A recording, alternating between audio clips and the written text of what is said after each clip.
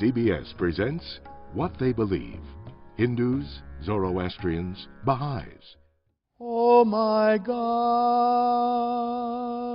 Usually it's, what is Baha'i? I start by telling my friends that we have the Baha'i House of Worship here, and some of them said, I didn't know I could go in. I'm like, yeah, you could go in. I'm like, And reveal to them. I think the essence of Baha'i faith is unity. I always felt that there had to be this oneness that existed and that God could not have left some of us alone and favored others. And abide in thy law. The Baha'i faith is one of the world's youngest religions. Followers believe in the word of a prophet called Bahaullah. Born in 1817 in Persia, now Iran, he declared that all the world's religions come from the same God and have the same purpose, to unite humanity.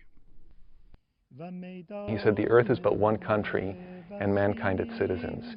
Humanity is facing certain problems that are so complex and so global that there's just no way to solve them until we establish world unity. Baha'u'llah is believed to be the latest in a series of divine messengers, following in the footsteps of Abraham, Zoroaster, Buddha, Jesus Christ, and Muhammad, among others. Anywhere that there was a flowering of civilization, there had to be a divine message at the root of that God sent a messenger and a holy book and a teaching that allowed that society to flower and to come together. Baha'u'llah's revelations resulted in a lifetime of persecution and imprisonment by Persian and Ottoman authorities. Despite internment, his teachings continued to spread and attract followers. Even the people who did not become Baha'is recognized the majesty that he just radiated. Today, followers of the faith are given a rare glimpse of their founder's image while on pilgrimage in Haifa, Israel, home of the Baha'i World Center.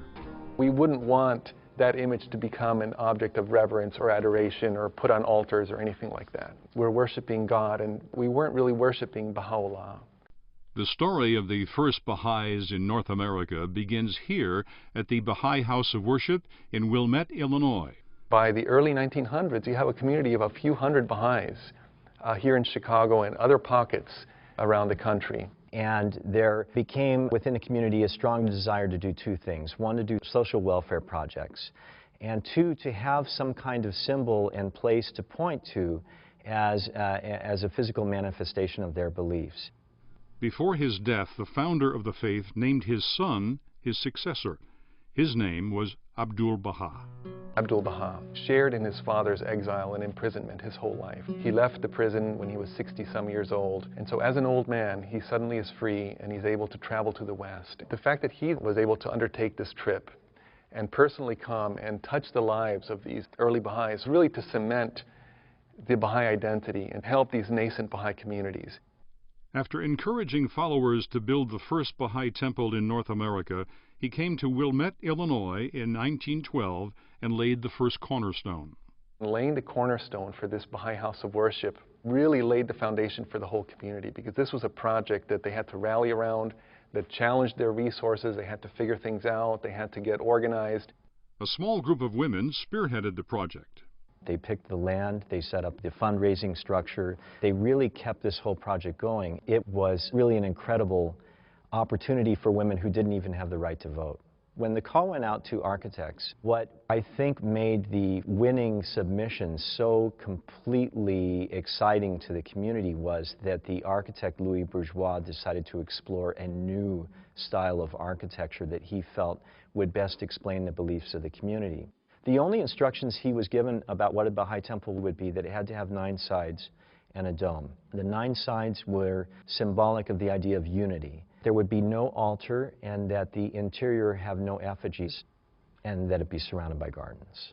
The entire skin of the building is perforated so that light could come in from the outside or in the evening come from inside out, to show the translucent nature of this community, this idea of openness, of unity. The pylons that have arrows, and then along the arrows are different religious symbols, and they're all kind of tied together. The Christian cross, the Muslim crescent moon, the Star of David, the lotus flower, and they're all put in an order, so the idea is they're all connected, but we're ever ascending. At the top of the dome, there's 9 ribs that come together in a very unique way, especially for its time. And this, the architect said, was supposed to be like the hands of the different races and religions of the world coming together in unity and clasping each other. The goal of a Baha'i house of worship is that someone would embrace it as their own house of worship and want to come here for prayer and meditation. There are 7 Baha'i houses of worship around the world. Each bears its own unique design. The Lotus Temple in New Delhi, India is an example, which gets over 4 million visitors a year. The vast majority of these visitors are not Baha'i. An 8th temple is currently under construction in Chile.